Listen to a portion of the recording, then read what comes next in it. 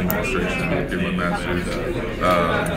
But yeah, that's basically it. Okay, which classes are they? What are they? I'm in a competitive strategy and then an org development organization. Oh, okay. All right. So, what's that experience been like? Kind of getting to the doorstep of not just a master, but an MBA. Yeah. It's been difficult.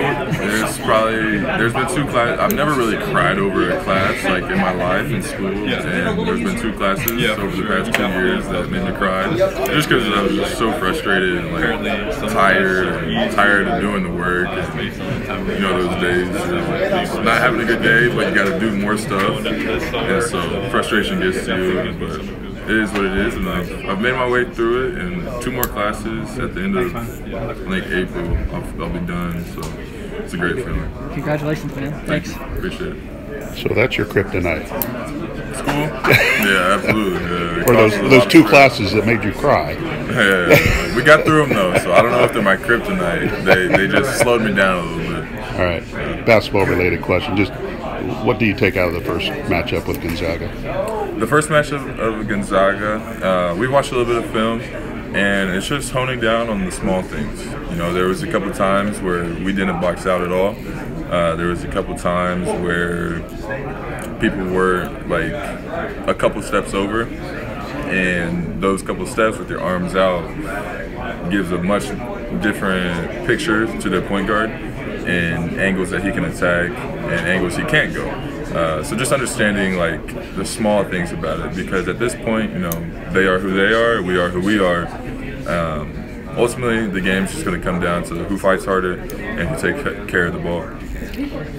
I mean, you want to play new opponents. That's part of the appeal of the NCAA. But when you get a familiar team, because you played in the last 2 years, is that easier to embrace because you know kind of what's coming? I don't know, honestly. I think anything that's familiar in your life, you're going to be a little bit more understanding of it, just because it's not so foreign to you. You know, say we were playing a team that we haven't played, we're probably going to break down more things because we don't know what they want to do. But we've played Gonzaga. I mean, we played them last year, we played them this year, we watched them a lot, and so we're just a lot more familiar. That doesn't mean that we prepare any different. It just means that we don't necessarily have to go over everything that they do. We have a much more focused area of what we want to 100% shut down, rather than, all right, we have this to shut down, we have this to shut down, we have this, this, and this.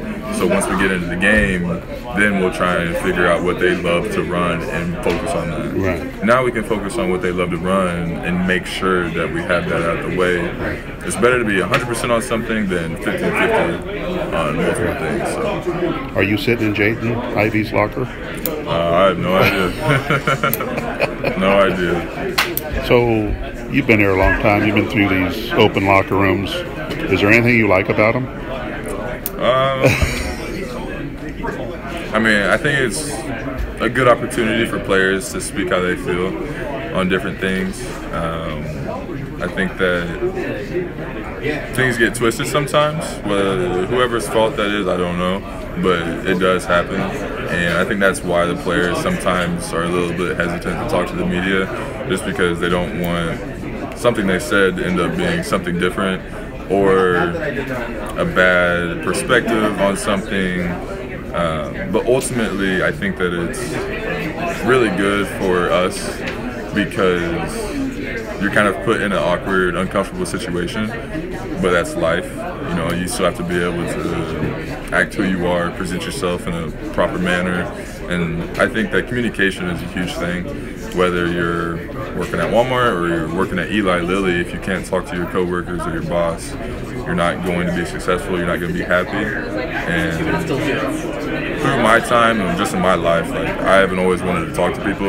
I haven't always been that outgoing. I haven't always been good with my words. But my mom and my sister at a young age kind of pushed me to talk to people, to smile when you don't want to smile. And not that it's fake, but sometimes you just have to understand the room. And so I think that cameras being in our face, tough questions being asked, questions we don't want to answer, it helps us develop into better human beings ultimately if it's approached the right way.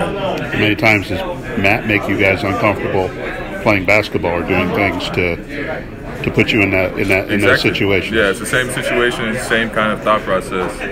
He does it all the time. I think early in the season, June, July, August, he does a little bit more just because we have that time. We have that,